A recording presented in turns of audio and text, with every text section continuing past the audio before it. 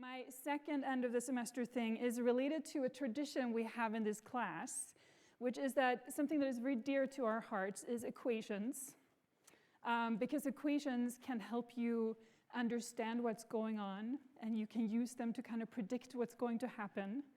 And one of the very first times we showed an equation up here was when Michael Brenner, who was involved in starting this class, he showed this equation, and this happened. These must be equal. It must be the case where motion and sticking are in exact balance. That's our equation of the week. You're all supposed to clap. That's it. So ever since that day, which by now is several years ago, we clap for equations. It's a tradition in this class. It's a way for you all to participate. And so I thought we should try this, since this is the last semester hooray. I thought we should give this a try. So I have designed a little bit of an end of the year quiz for you. So if you have gone to a lot of the lectures this year, or even if you've gone in previous years, you will recognize some of this. If you're new, just go for it, right? If you're new, you're that student who didn't go to class, you're like, I'm just gonna try it anyway. Okay, so here, ready? This is a quiz.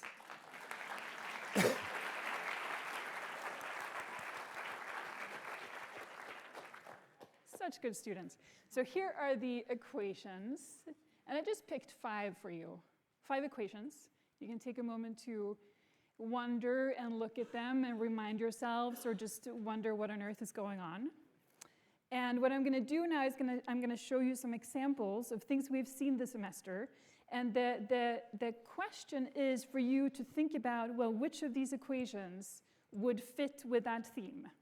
And when you know, you raise your hand. Don't yell it out, just raise your hand. And then, if you get it right, you can win an apron, which has all the equations on it. Wow, I know, wow. So are you ready? You ready for the first question? Okay, so in September, Daniela Soto Innes came, she flew all the way from Mexico, and she talked about something that she described as a beet trompo, which was basically a beet that she immersed in a solution, which kind of made it have a shell that was a little bit sort of thicker than the rest of the beet, and then she cooked with it. And she called it a beet trompo. And this was the final dish. And this solution had certain, let me say this first. This solution had certain properties that is described by one of these equations. Which one? I saw someone all the way in the back. The pH one? Yes, the pH one. Why? Because she was using cow. She was talking about nixtamalization, and that is her take on it. Perfect. You get an A. And an apron.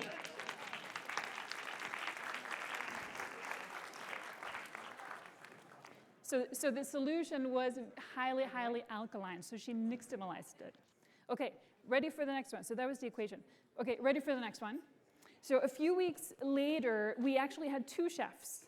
And the first chef was Kyo Pang, who came from New York City, and she cooked with color, with the blue color from pea flour. And she basically put rice into a pea flour juice, and then she waited, and this is what happened. And then the next, or 2 weeks later, Brian Furman, who's a pit master, he cooked barbecue ribs for us outside, remember? It was a super warm day, it was so gorgeous. And he talked about how the smoke basically cooks the meat. And there's one equation on here that describes both of the things that happen in both of these instances. Let's see, do you have an apron already? You have an apron already? Okay, what do you think the answer is?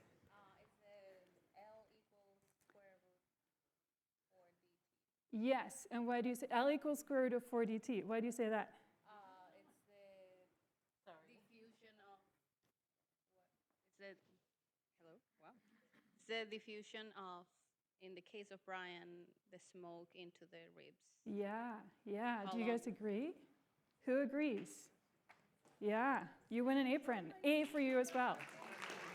To repeat what you just said, both of these have in common that something is moving into either the meat or the rice. And in this case, it's a color compound that's moving in, and it does so by diffusion. And here it's the smoke, which gives you the smoke ring, or the heat, which gives you the brown center, which is moving in. And both of them are described by diffusion, and diffusion is basically described by this equation, which goes there. Okay, starting to get the hang of it? Yeah, okay. So let's then go to, now we have 3 equations left. It's getting easier. You know, if you're new, you can just go for one.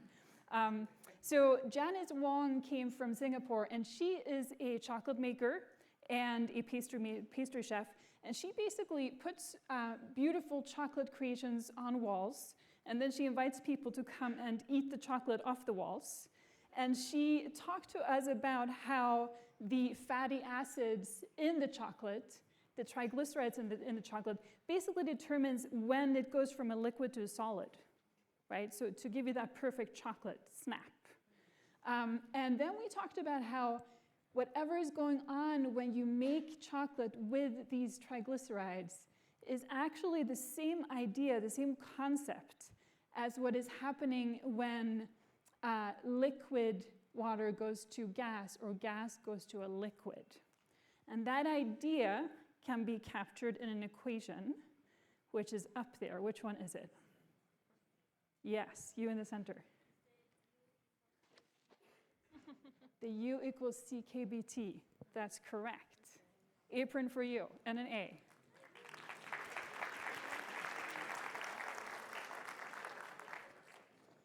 So all this equation basically says is that right as something changes phase from a liquid to a solid, or really from a liquid to a gas, then the thermal energy is equal to the interaction energy between molecules. So if you were here, you know all about that. And if not, come back next year. Okay, last one. And now we have 2 equations left. So now you can really guess. And I'm going to show you both of these chefs. So Karen Akunovitz came, she's in Boston, right? Fox and the Knife. And she came and she talked about how to make the perfect sauce. And we talked about how really the underlying principle of really working with and making the viscosity of the sauce perfect has to do with whatever is in the sauce, whether it's an emulsion or whether it's made from particles or whether it's even a foam. There is a common equation that describes, hang on, I'm just going to finish my question. There's a common equation that describes what is making the sauce viscous. What are you going to say it is? Yes, that's correct. It's this equation here. And you get an apron and an A.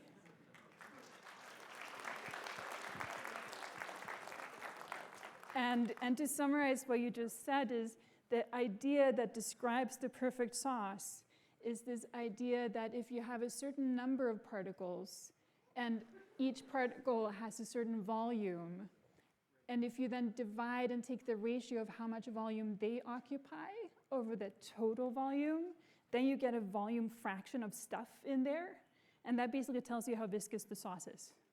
Make sense? Yeah? Perfect. Awesome.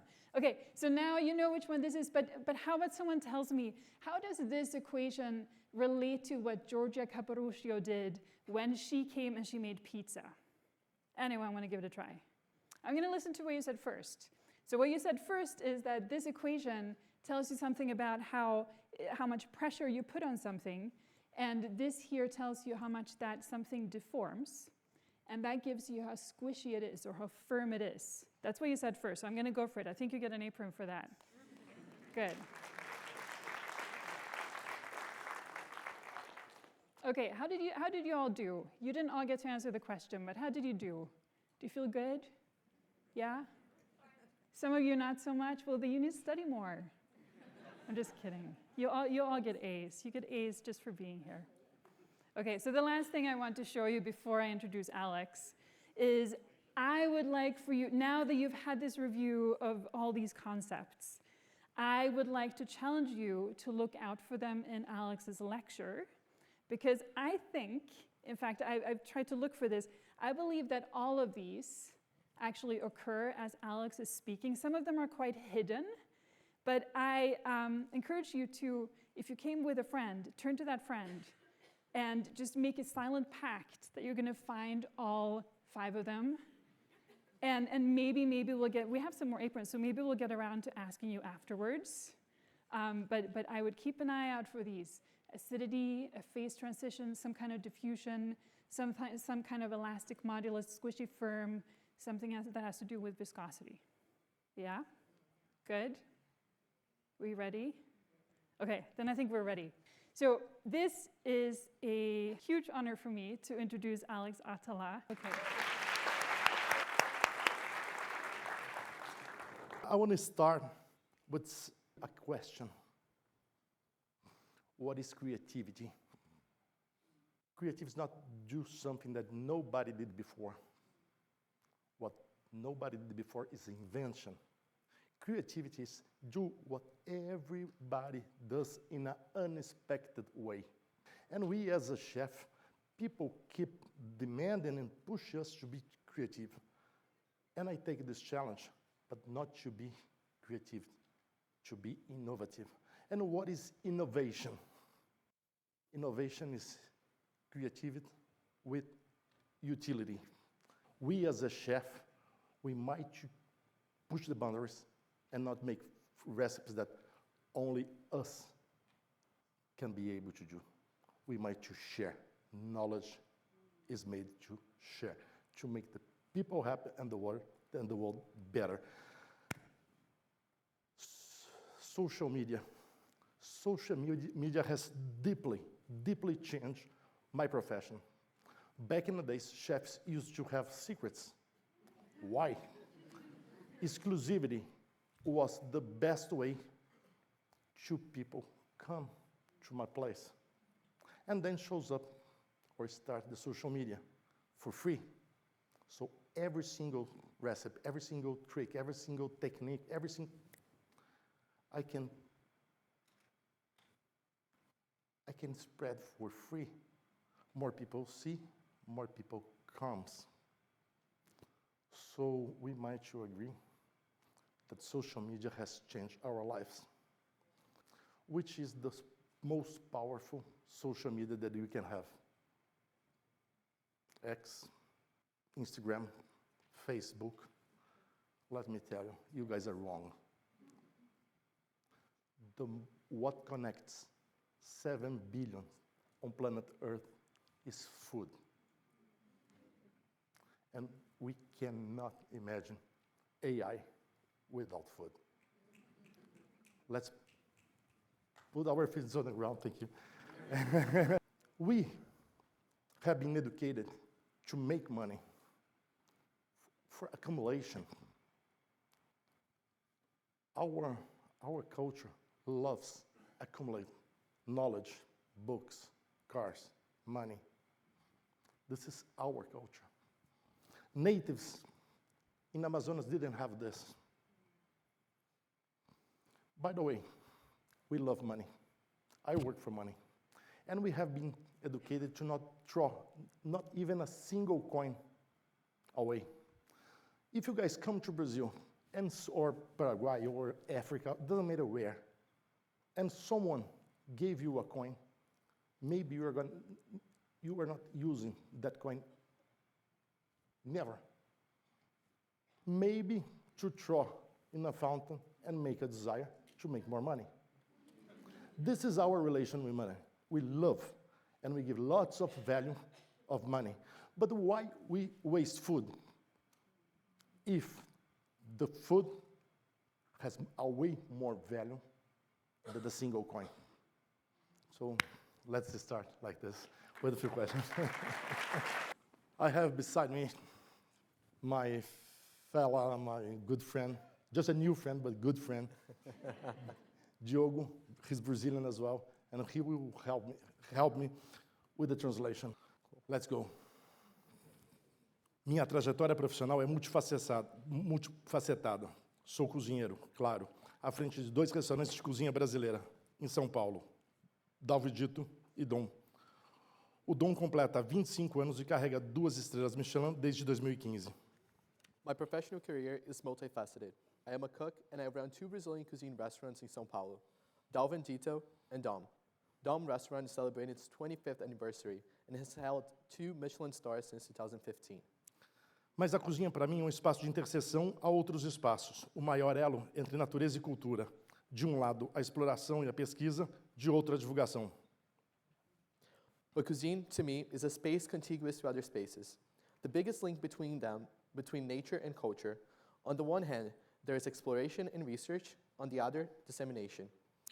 Daí minhas incursões ao terceiro setor, como, por exemplo, a criação do Instituto ATA, que reúne uma equipe multidisciplinar.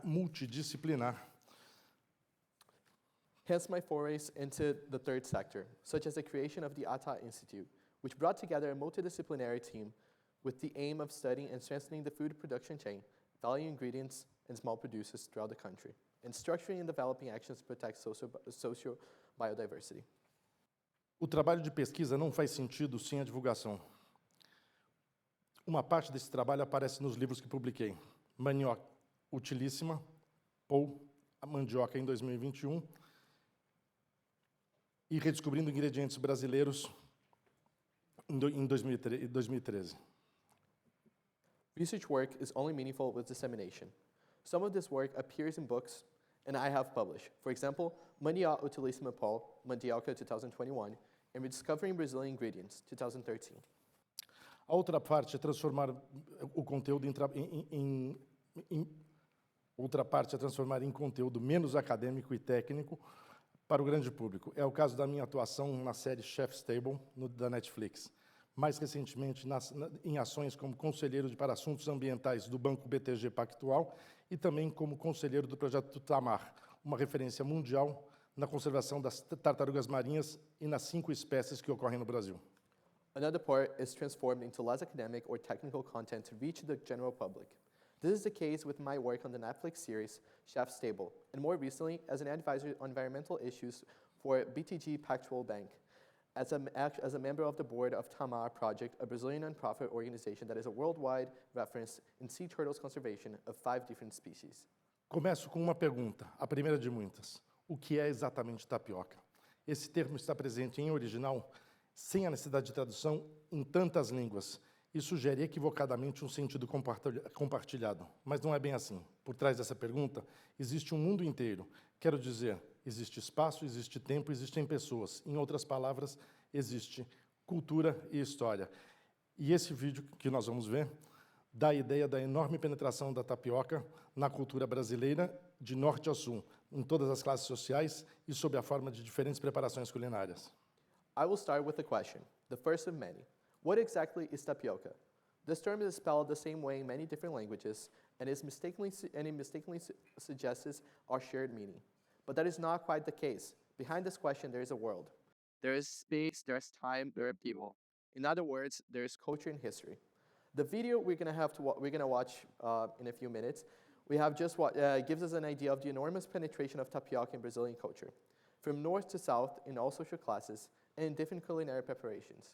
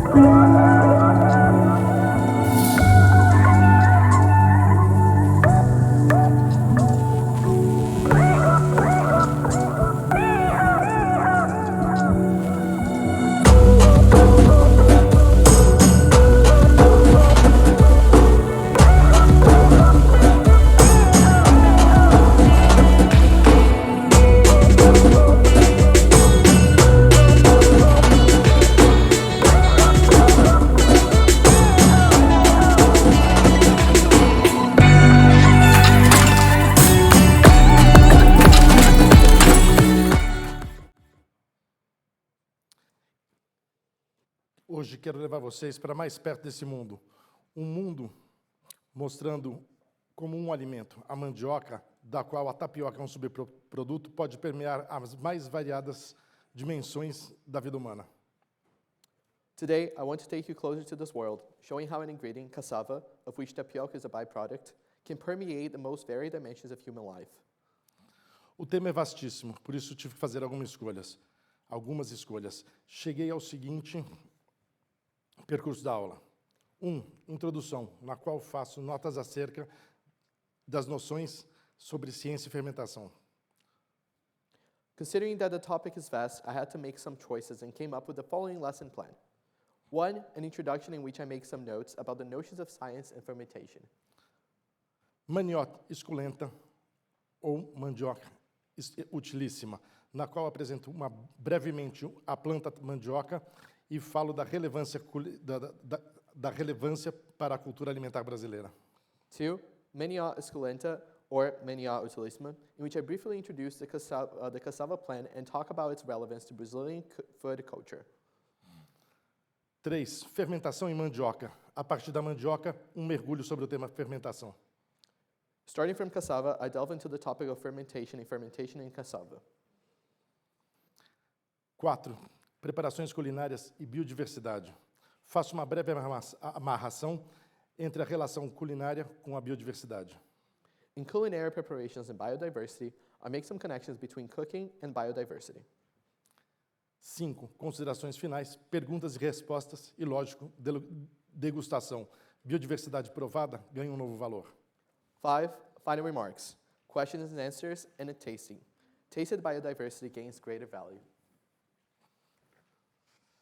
Ciência e fermentação. Como eu prometi, tenho mais alguns questionamentos. Existe ciência antes do nascimento da ciência moderna? Existiu, de fato, uma revolução científica?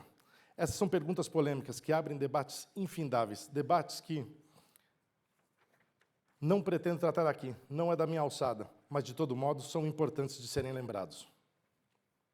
As promised, here I am with more questions. Did science exist before the birth of modern science? Was there a scientific revolution? There are controversial questions that open up endless debates. Debates that I do not intend to address here. They are not of my area of expertise, but which, in any case, are important to remember. Afinal, há algum tempo, historiadores da história da ciência nos mostram que as formas de adquirir conhecimentos fundamentados a partir de cosmovisões distintas daquelas que constituíram como norma a partir do século XVIII no Ocidente europeu são tão legítimas quanto aquelas fundamentadas nas visões de mundo de povos originários ou tradicionais que vivem ou ainda que viveram ou ainda vivem nesse planeta. After all, for some time now, history of science researchers have shown us that the ways of acquiring knowledge based on worldviews that are different from those that became the norm from the 18th century onwards in Western Europe are equally legitimate. For example, worldviews of indigenous and or traditional peoples who lived and still live on this planet. Assim, o primeiro aspecto que eu gostaria de destacar nesta introdução é falar da produção de tapioca e da fermentação, como faziam e ainda fazem as populações tradicionais da Amazônia. É falar de ciência, mas uma ciência que não é baseada no método objetivo ou no tipo de racionalidade que estruturam a ciência moderna que conhecemos hoje, na qual estamos acostumados a medir o mundo. Falar em fermentação, neste caso, é descortinar um conjunto de saberes sistematizado e enraizado em cosmovisões completamente distintas da nossa. Thus, the first aspect I would like to highlight is that when talking about tapioca production and fermentation, as the traditional population of the Amazon made and still make, we're talking about science. But a science that is not based on the objective method and the type of rationality that structures the modern science we know today, and with which we are used to measuring the world. In this case, talking about fermentation is to reveal a set of systematized knowledge rooted in worldviews completely different from ours. O segundo aspecto é lembrar que a fermentação nasce da experimentação humana, e os humanos experimentam desde sempre. Já convivíamos com a fermentação, suas particularidades e seus efeitos, muitos séculos antes de compreendermos o que acontecia dentro do alimento, que dentro de um alimento era uma sequência de reações bioquímicas. Tratava-se de uma experimentação baseada em acerto e erro, e não orientada pela lógica racional e cartesiana.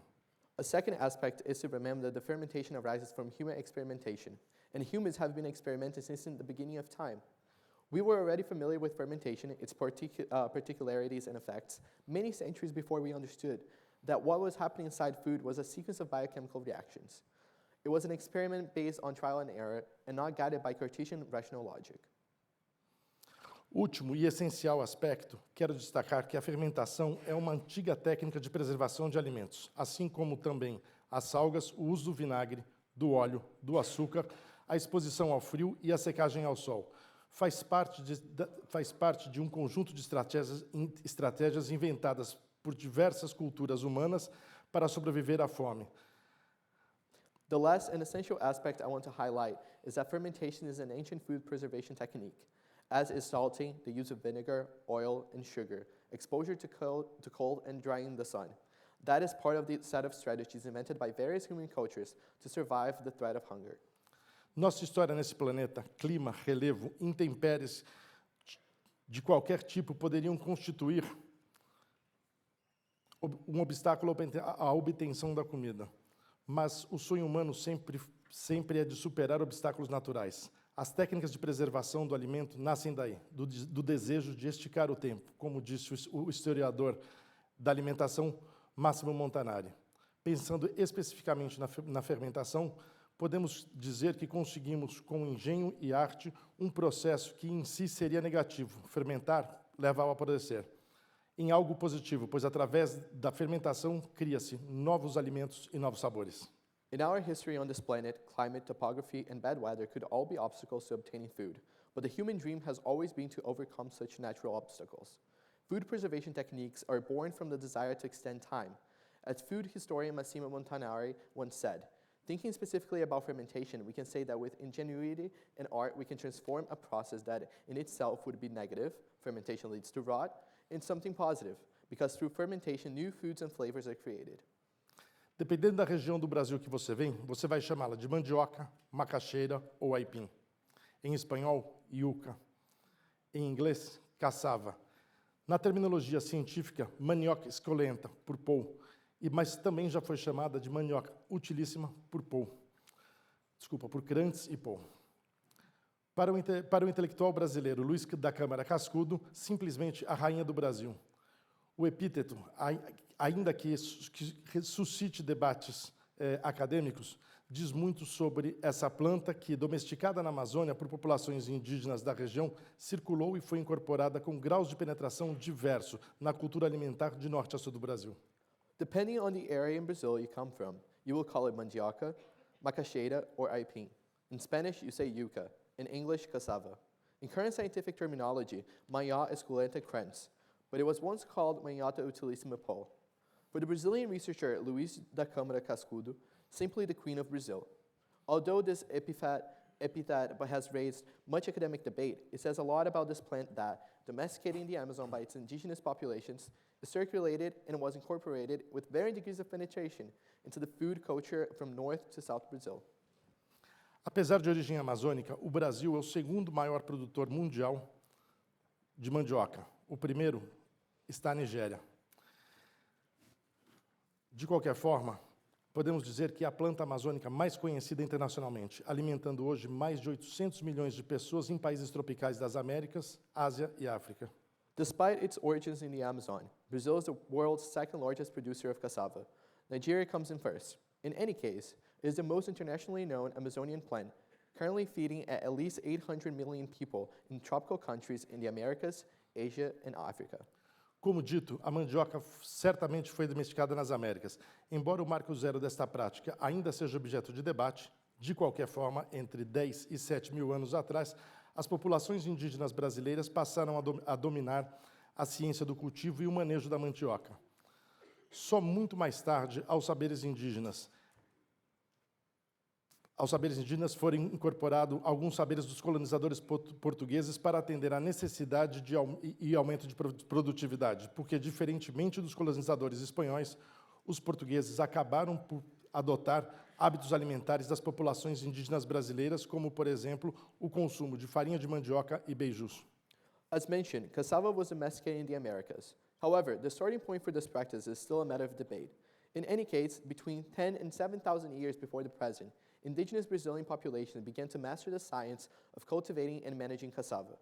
Only much later, some of the knowledge of the Portuguese colonizers was incorporated into indigenous knowledge to meet the need for increased productivity because, unlike the Spanish colonizers, the Portuguese ended up adopting some of the eating habits of the indigenous Brazilian populations, such as the consumption of cassava flour and beijos. A mandioca é uma raiz tuberosa nativa da América do Sul, assim como outras espécies, o milho, as batatas, as favas, o amendoim.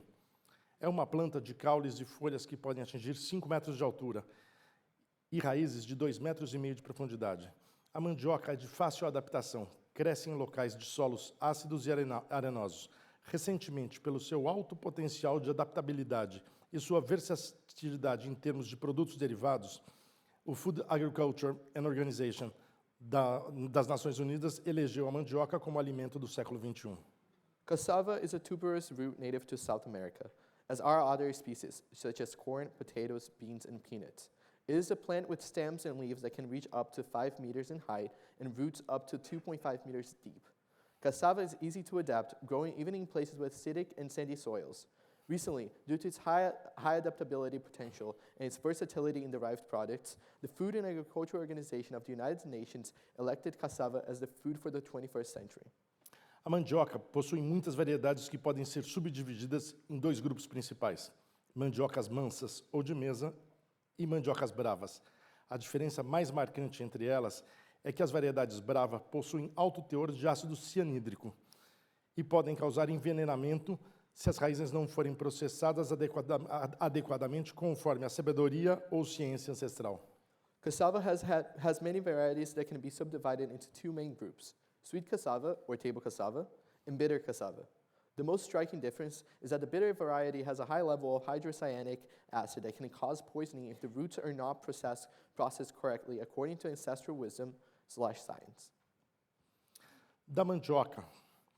A mandioca é composta principalmente pelas raízes que fornecem até 8 kg de amido. O amido pode ser consumido sobre várias formas: forma de farinha, amido puro, daí vem aquilo que no Brasil chamamos de tapioca, além dos polvilhos, ou diretamente cozido, ou diretamente da mandioca cozida. Cassava is mainly made of its roots, which can provide up to 8 kilos of starch. The starch can be consumed as flour, pure starch, from which comes what we call tapioca in Brazil, and polvilho, or directly from cooked cassava. Em números, segundo dados recentes da Embrapa, Empresa Brasileira de Pesquisa Agropecuária, em 2021, isso significa que as raízes da mandioca produzidas no Brasil, 40% é destinado para a produção de farinha, 20% para a produção de amido, tapioca, e 40% para o fornecimento de mandioca de mesa ou alimentação animal. In numbers, recent data provided by Embrapa, Brazilian Agricultural Research Corporation in 2021, shows the different uses of cassava roots produced in Brazil. 40% is used to produce flour, 20% to produce starch, and 40% is used to supply cassava for the table use or animal feed. Fermentação em mandioca. Deste ponto em diante, quero me concentrar nos processos de fermentação. Podemos dizer que a fermentação está presente de maneiras distintas em todas as situações que envolvem o processamento da mandioca, seja na produção de alimentos, seja na produção de bebidas. From this point on, I want to focus on the fermentation processes. Fermentation is present in distinct ways in all situations involving the processing of cassava, whether for the production of food or beverages. Atualmente, o Brasil processa mandioca a partir dos ensinamentos de grupos indígenas que habitaram e habitam o território nacional. Essencialmente, continuamos a processá-la seguindo as mesmas etapas há milênios. No caso da produção de farinha, o processo básico simplificadamente acontece da seguinte forma. Depois da colheita, a mandioca deve ser descascada, ralada e prensada. A mandioca agora seca e prensada é cozida sob fogo em grandes tachos e dá origem às farinhas. Brazil currently processes cassava based on the knowledge bequeathed to us by the indigenous groups that inhabited and still inhabit the country. We continue to process it, following the same steps practiced for millennia. In the case of flour production, the primary process, in simple terms, goes like this. After harvesting, the cassava is peeled or scraped, graded, and pressed. Now dried and pressed, this cassava is cooked over a fire in large pots to produce flour. As farinhas podem ser mais ou menos ácidas. Para a produção de farinhas com maior teor de acidez, uma das técnicas utilizadas, por exemplo, é não ralar imediatamente a mandioca depois de descascada, e sim mergulhar de 2 a 7 dias para fermentar. Pubar, do verbo tupi-guarani, que significa literalmente fermentar. A mandioca torna-se uma massa amolecida, massa pubada, que será utilizada para fazer farinha. Flour can be more or less acidic. To produce flours with higher acidity content, one technique used, for example, is not to grate the cassava immediately after peeling it. Instead, it is soaked in water for 2 to 7 days to ferment. The cassava becomes soft and paste, massa pubada or puba. The verb pubar from the Tupi-Guarani language family means to ferment. That will be used to make flour. Voltando ao processo básico, ao ser prensada, o líquido extraído da mandioca é rico em amido e deixado decantar. A massa resultante da decantação é o amido no seu estado bruto, aquilo que no Brasil chamamos de tapioca, goma, fécula ou polvilho doce, porque existe também o polvilho azedo que resulta da massa pubada. Let's go back to the primary process.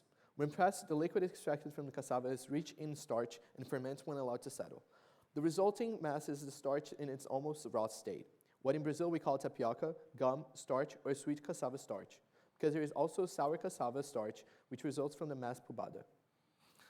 Na culinária brasileira, essa massa é usada para engrossar caldos, preparações como bolos, beijus, biscoitos, sagu ou estabilizantes para sorvete.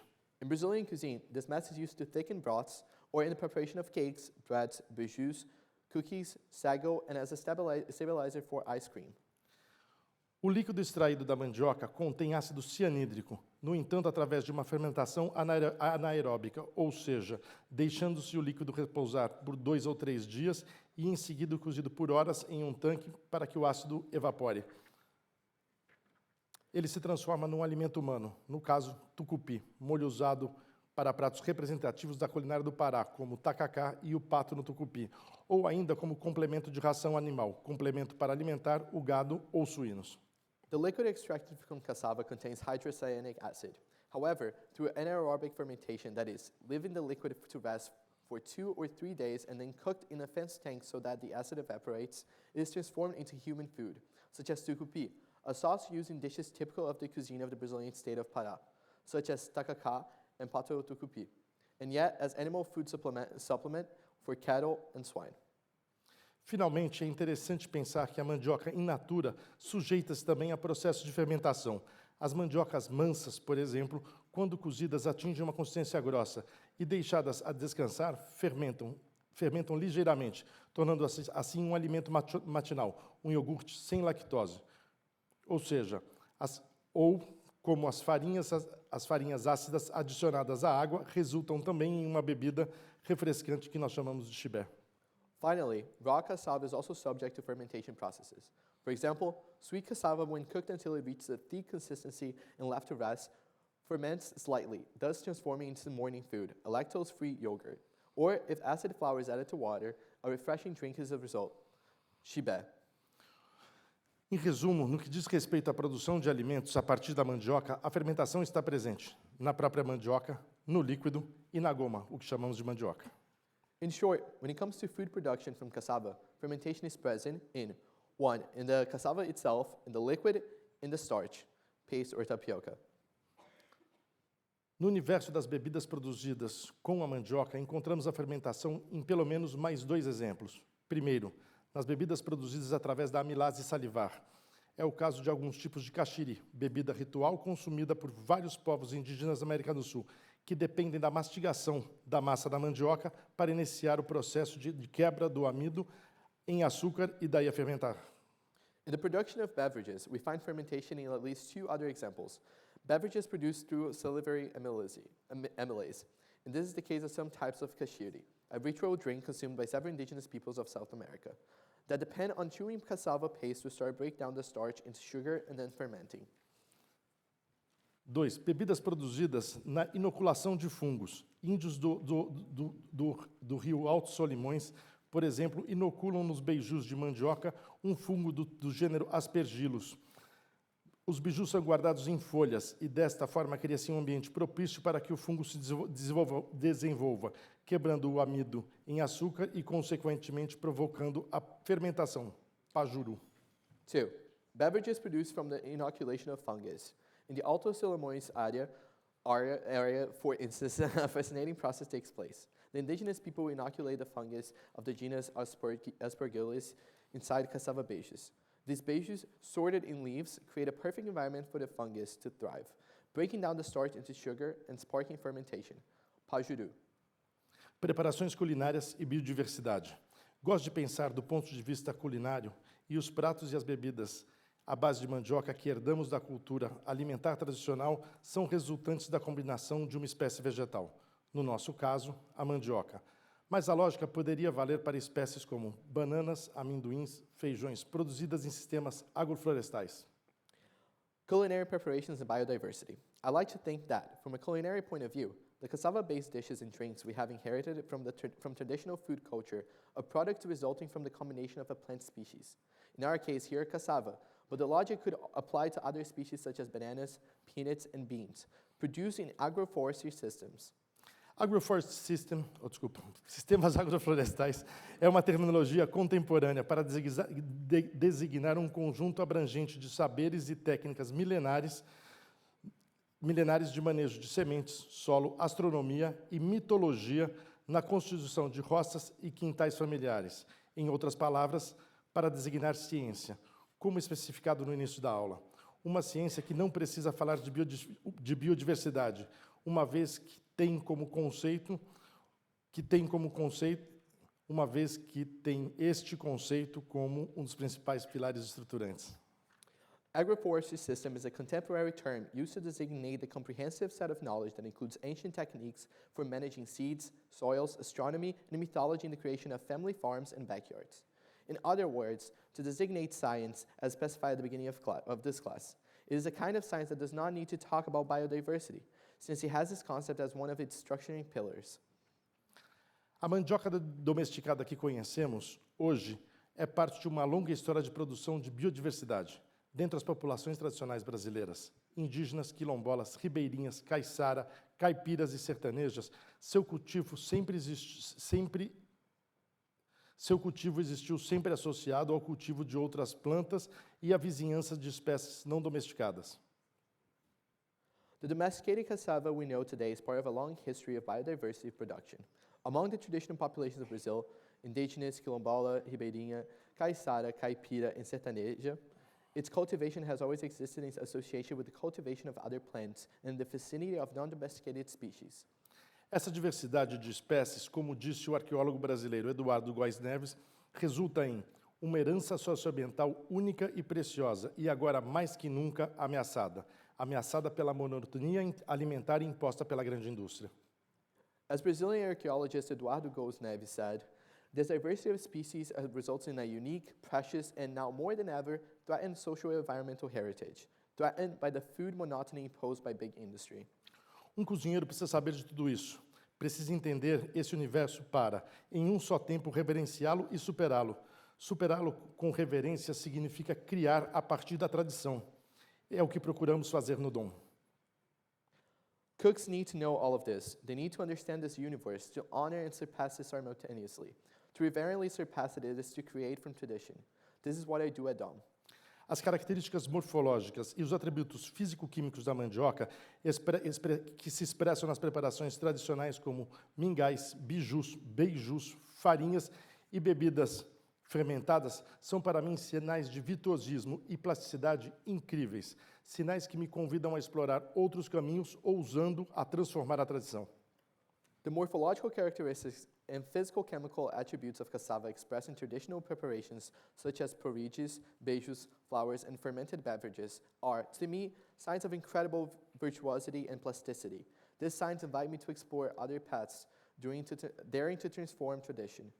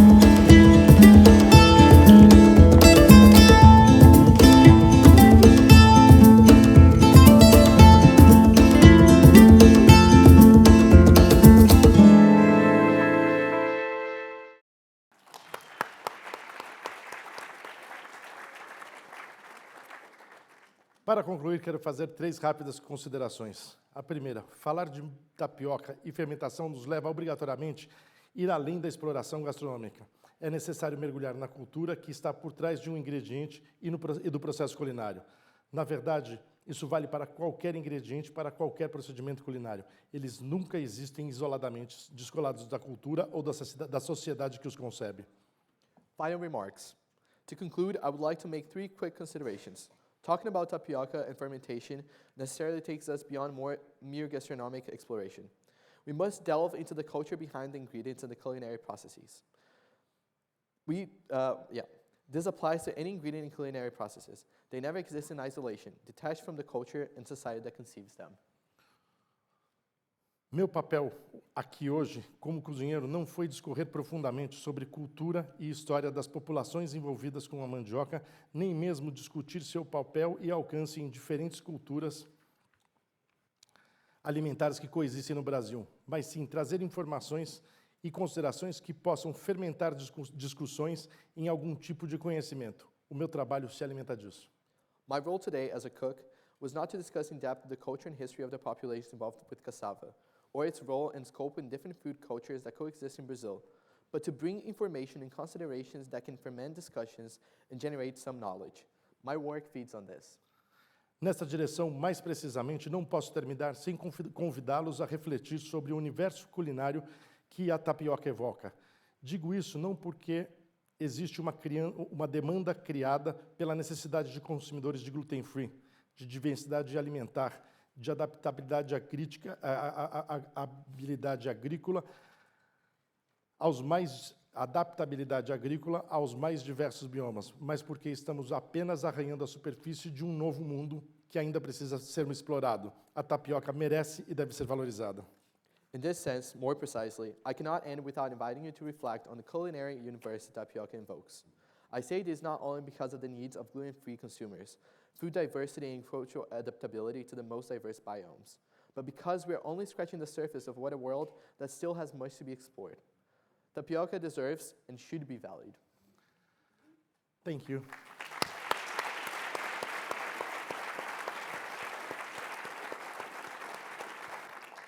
As you couldn't see, my Portuguese is also awful as my English. But I swear, I'm able to cook. I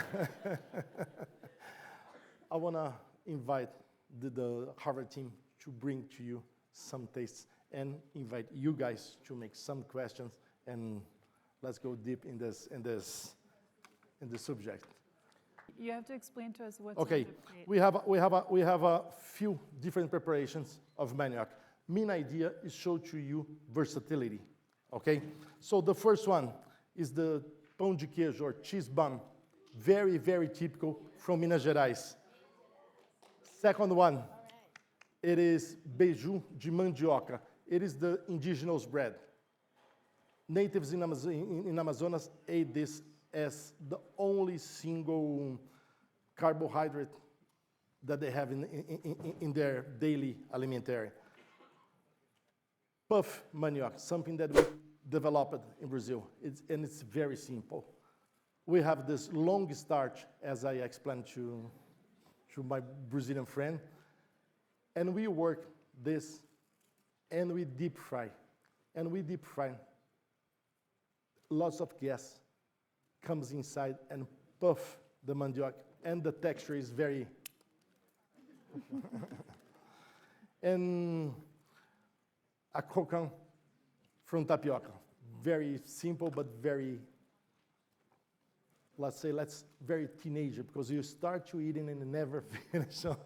And we have two pastes. First one, it is manioc cheese. So it is a combination of cashew the cashew nuts and fermented manioc, the massa pubada, then we talk, and really tastes like a cheese. And second one, same base, but without any fermentation, I mean nuts and manioc, but in this time, smoky. So I want to talk for you a bit of a tasting. Back in the days, we used to drink few wines from few grapes from small European countries, and that was expensive. 30, 40 years has passed, and nowadays we have more variety from all over the world. More accessible in sense of price. When we talk about biodiversity, there's one meaning. When you taste biodiversity, can achieve a new value. It's very important to understand if we start to taste biodiversity, food or gastronomy can be a huge tool to support natural conservation. And one example of it is this leaf. This is not marijuana leaves. Now you know. It's manioc. Question, please. My question is, how much is cooking for you an art, and how much of it is a science? Good question. Let's try to answer you. It's science, because there's people behind. If I, chef, need to do amazing recipe, I need to find another man who loves the ingredient that I'm gonna use in my recipe as much as I do. And this man is the producer. And the producer only can have amazing ingredient if the environment is healthy and good as well. So we have this human science behind every recipe, behind every ingredient. But it's also, can be also an exact science, because we work with the temperature. We control the fermentation. We work with the physical chemical process as well. But can be art as well. Maybe not art, but artistic expression. You don't need to be a move fan to realize the difference of Tarantino and Fellini. You don't need to understand about plastic arts to understand the difference between Salvador Dali and Miró. We can recognize a chef not through one recipe, but through his artistic expression through the recipes. So I don't know if I answer you well, but that is my guess. I was wondering if you could speak a little bit about how you strike a balance between wanting to honor a particular ingredient and let it speak for itself with kind of that urge to surprise or wow somebody who's eating your food. How do you figure out that juggling act? That can be also good. People comes to my restaurant and they knows that in some moment I'm gonna give to them an ant to eat. For me, it's the biggest trust that I personally made with each customer. Why? Because he put down all the defenses. His grandma, his mama always said, never ate this. And they are open for it. So, food might be delicious. Our commitment as a chef is make deliciousness. It is make people happy and smile. But once we are able to touch the button of emotions, you have a deal. You did. So this is my. What inspires you to take a very common ingredient to the highest stage and elevate that at a world level with 2 Michelin stars? Wow. I started cooking barely 40 years ago. In that time, be a chef wasn't cool. Just to try to explain, between shifts, lunch and dinner, sometimes we need to pay some bills. In old days, we didn't have internet. We might to go to the bank to pay the bills. And I never went to pay my bills wearing chef's white. That was a shame. In the other hand, you work with the fancy ingredients, truffles, caviar, beautiful people, nice smells. And you became fascinated by the luxury. But what is a real luxury? Do you guys know Prada, Gucci, Hermes, Louis Vuitton? Can you guys imagine that these four men existed one day and they have the same profession, which was working with the leather? And the luxury is the human ability to combine colors, texture, design. What we do as a chef, we work with the ordinary ingredients. Cassava, fruits, vegetables, oils. Human ability is what's fascinating me. It is not exactly the luxury, but it's how to transform something into emotions. This is my answer. Thank you.